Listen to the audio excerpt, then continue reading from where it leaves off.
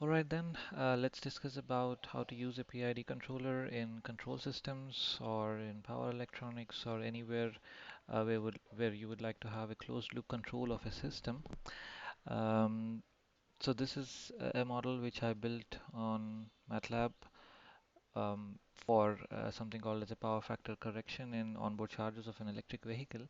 But just for the illustration of this PID controller, we will just look at this part of it where we have the PI controller over here. So this is a double PI loop. So you can see a PI which is here and also a PI which is here. But let's now focus on a single PI loop. So here what I'm trying to achieve is I would like to have a constant 400 volt as a reference.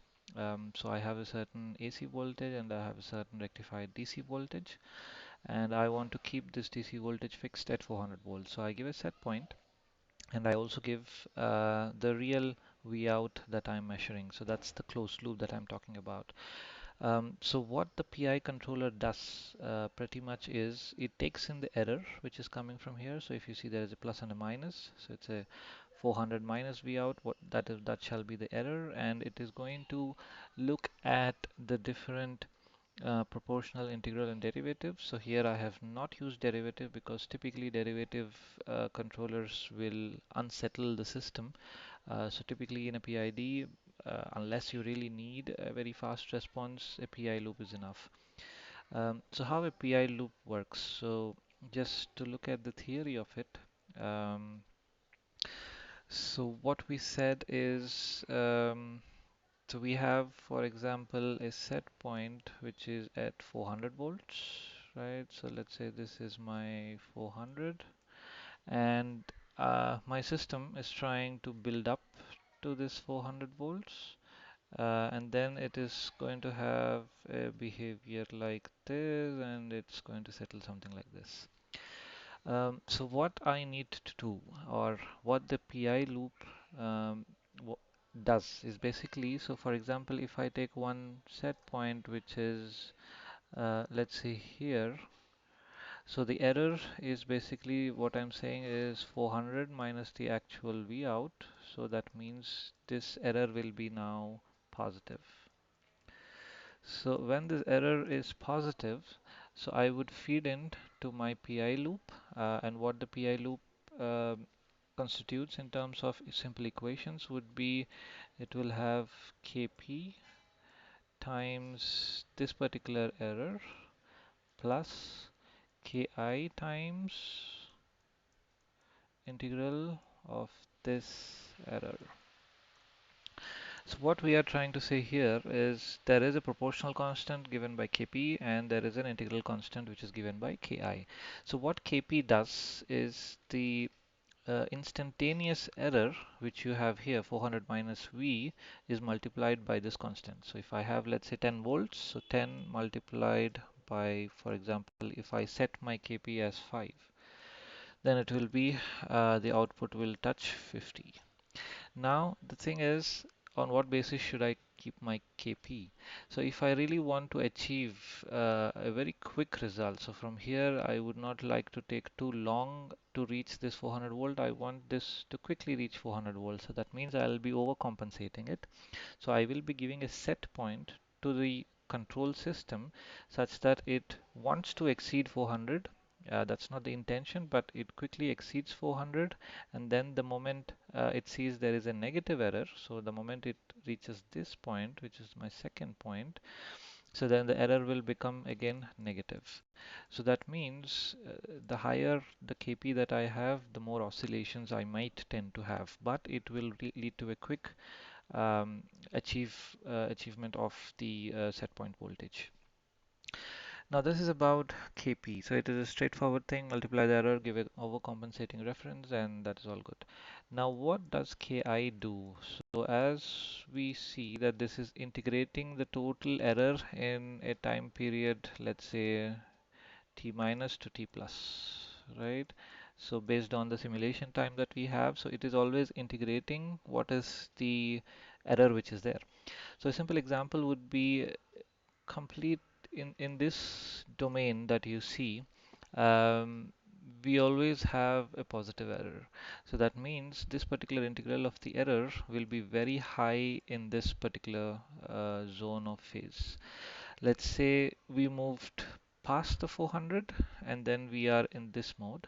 So then you can see that the error is still negative, but it is not as big as this phase. So the Ki will still be there. But if you look at the entirety of this, so then you will see much lower Ki. So that is what we see, that once it starts to settle down, which is this, the integral of the error would more or less be zero, because you are basically cancelling out the plus and the minus of the error basically. So that is how the integral part helps. So if the system is operating below the limit or above the limit for far too long, so the Ki will ensure that it is again coming to the settling point as quickly as possible. So that is how the Kp and the Ki's work. So let's go back to this story about what is happening. So for illustration, let me take a scope over here. And before that, so it's very simple how you use the PI loop in the MATLAB. So yeah, so you can basically select PI, PID, PD, P and I, all of those things. This model is running in continuous time, for example. So formula is in Laplace transform. So whatever I have mentioned in the equation. So if you just do the Laplace one, you get I 1 by S. So integral is always 1 by S in Laplace. Okay, so here we set a few things, so proportional 10, integral 6, but you can also use a certain auto-tuning method. So you can use this to tune it. So what essentially MATLAB does is um, it will run through a different uh, P and I values, and it will see whichever is giving the best performance. But otherwise, you can also design it yourself. So that's as simple as setting the PI controller. Then, okay, then we, let's say, select. mm, hmm,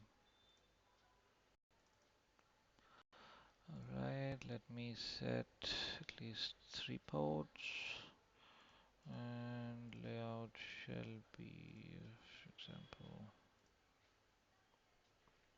yeah.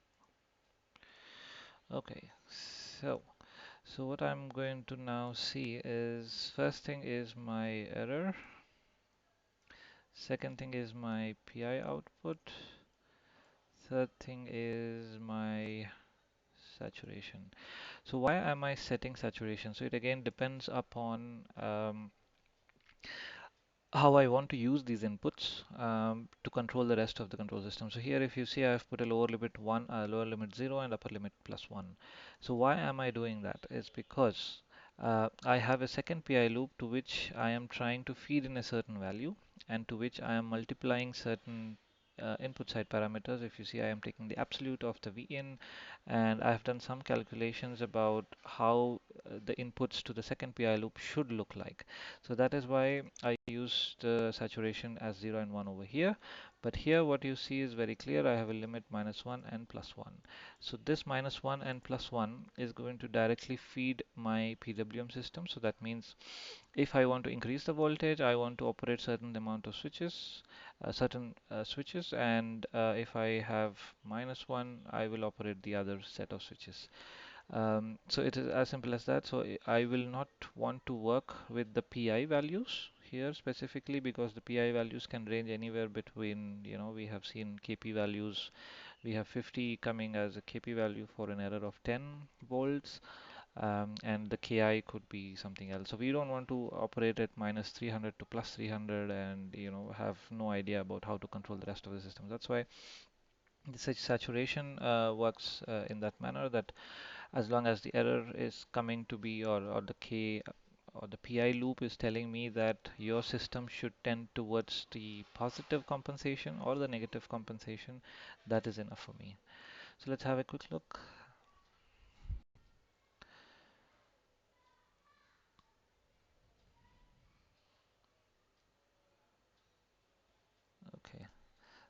So, okay, so here we have, yep. So, so what we can see here is the first thing is the error, which is, at the start of a system, obviously your voltage has to pick up. So that means we have, let's say the error is quite high, so it's about, let's say 400 volts, and then we are talking about settling. So we also have here an AC voltages. Um, so yeah, this is the part of the thing that we have to look at. So the Kp and the Ki are looking in this manner, and then I'm basically telling that what I need to do with my first part of the Pi loop. Right now, let's also look in a similar way for this PI loop where I have my error feeding in here, the PI loop feeding in here, and what am I doing with the gate pulses, right?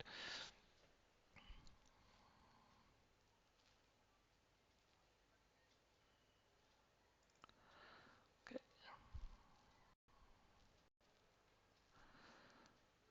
okay, here again we see, okay,